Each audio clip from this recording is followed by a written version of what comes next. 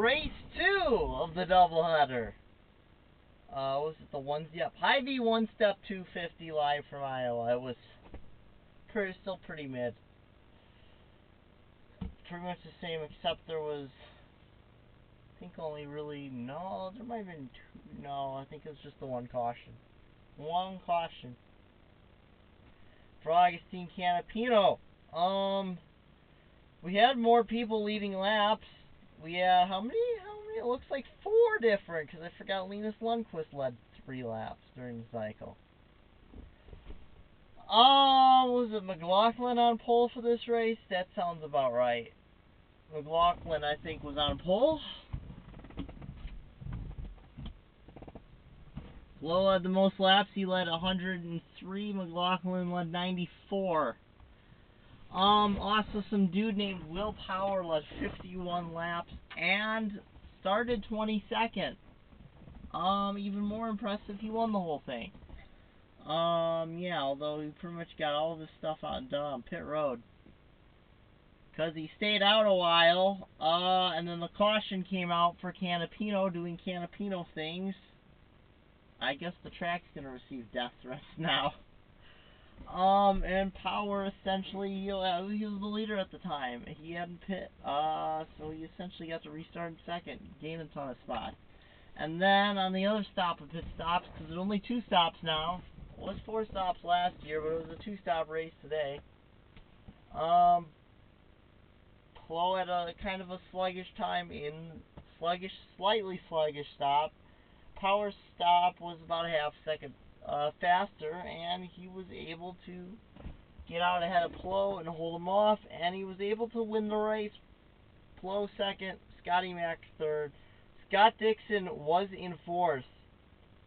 Herta 5th. Pato 6th. Joseph Newgarden 7th, but was not quite the day he needed in points for him to stay in the championship hunt. But it's going to be an interesting championship hunt. I mentioned Power has now surpassed Michael Andretti for 4th all-time in IndyCar wins with 43. Graham Rahal got an 8th place today. Rinus VeeKay 9th, and give a shout out to Romain Grosjean, 10th in points, or not in points, but he finished 10th in the race. Santino Ferrucci looked really excited driving today. He was doing really good yesterday too. One of the few guys that looked like could make moves, a lot of moves. He's 11th. Linus Lundqvist 12th. Malukas 13th. Nolan Siegel 14th. That was all the lead lap finishers. Alexander Rossi finished 15th, and Kyle Kirkwood finished 16th after the incident. On the final lap, Rossi ran out of fuel coming out at 2. Kind of dove low. Stingray kind of was completely misjudged where Rossi was going to be and went airborne and flipped over. Did a full roll and a half. Ed Carpenter and Kyle Kirkwood came out at 2, spun trying to avoid it. Carpenter, got, I think, into Rossi a little bit. And I'm not sure. I know Kirkwood came in really hot and shunted Carpenter hard enough that he went up into the air also as well. And he ended up landing on top of Kirkwood's car, so there was a really scary spot. Stingray needed a stretcher, but he gave the thumbs up as he's being loaded up into the ambulance. I didn't get an update on him, but he seemed to be in decently good condition. But they were going to airlift him to a hospital, for further evaluation. Rossi ended up finishing 15th with all this. Kirkwood 16th. Lundgaard, finished 17th, 1 lap down. He was actually started and finished the last lap, a lap down. Kiffin Simpson 18th, Marcus Armstrong 19th, Pietro Fittipaldi 20th. Due to the incident, Stingray Robb and Ed Carpenter finished 21st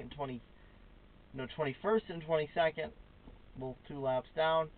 They were not actually running. Marcus Ericsson 23rd. 2 laps down. Catherine Legg, 24th. 2 laps down. Augustine Canapino, you know, thanks to the mechanical issues, he dropped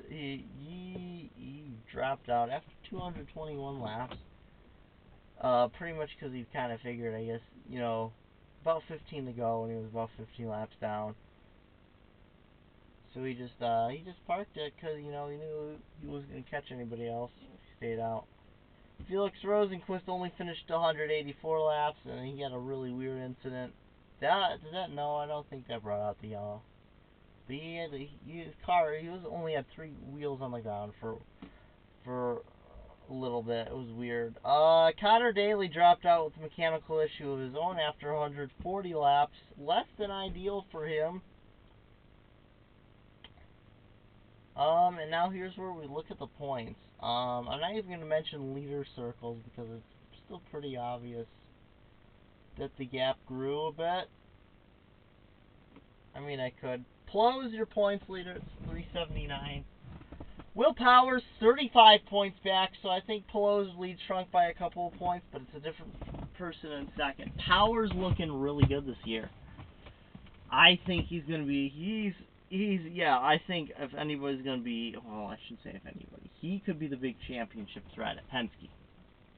Pato still third, 52 points back. Scott Dixon's fourth, 57 points back. Scotty McLaughlin's fifth, 65 back. Colton Herta, he's got 300 points on the dot. He's 79 points behind Pelot. He's sixth in points. Kyle Kirkwood, he is seventh in points. He's over 100 back, though. Alexander Rossi is eighth in points, 114 back.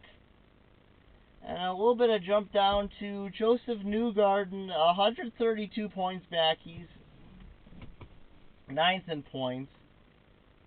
So his points gap to Pelot went the wrong way today. A lot of people's did. But Pelot's points lead did shrunk despite a second place finish and leading the most laps. Just goes to show you how important winning these races actually is. And Santino Ferrucci, 10th in points. He's only 158 points back, which, well, yeah, he's probably not going to be. There's like 6 races left now. Felix Rosenqvist, down to 11 points. Marcus Ericsson is in 12th in points. Christian Lundgaard, 13th. And then it's a 3-way tie for 14th between Romain Grosjean, Rinus VeeKay, and Graham Rahal. Marcus Armstrong is 4 points behind that group. He's 206 behind. Well, Linus Lundqvist, 18th in points. 223 behind. Kiffin Simpson's 254 behind. He's got 125 points total. He's 19th in points. He's a point ahead of Fittipaldi. Stingray's 21st in points. Can you believe after all of this, Christian Rasmussen is still tied for 22nd in points? He's got the tiebreaker over Canapino at the moment, I guess, due to best finish, because Rasmussen has a top 10. I don't think Canapino does.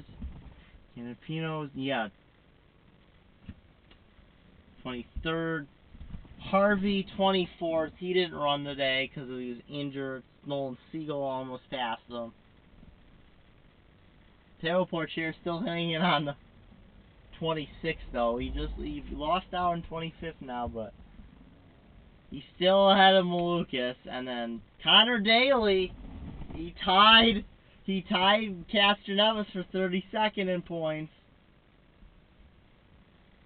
I think Carpenter jumped up. He's 30th in points now. He'll probably catch Ilott. He'll catch Blomqvist. Porcher might be an ask, though.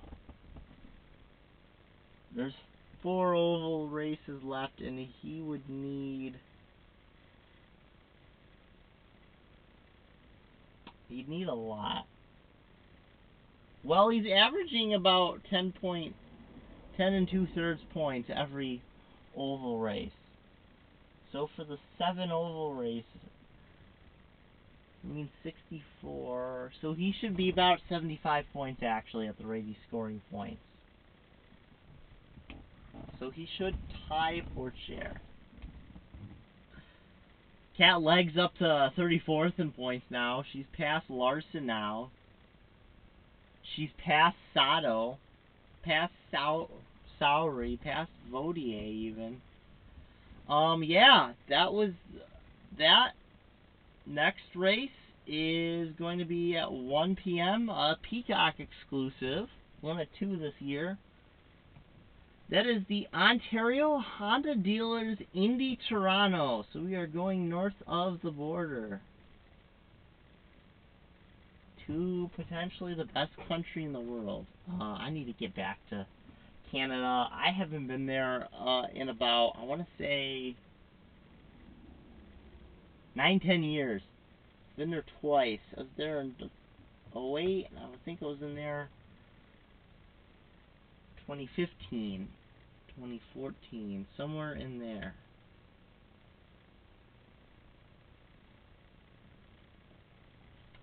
And then it will be another night race. 6 p.m. start at Gateway, August 17th. That's on USA, and then the last road course race of the year, August 25th, 3 p.m. Portland. That's also on USA.